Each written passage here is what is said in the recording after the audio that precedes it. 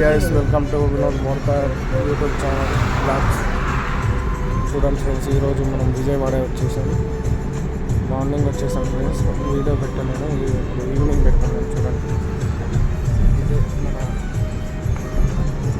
విజయవాడ కనకమ్మ తల్లి దుర్గమ్మ ఆలయం.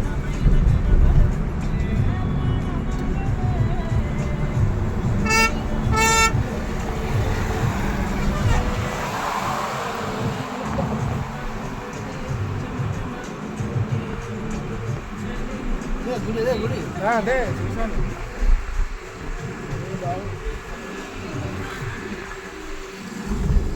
కింద నుంచి పైన నుంచి దాకా ఉంటుంది కావచ్చు ఇక లైన్.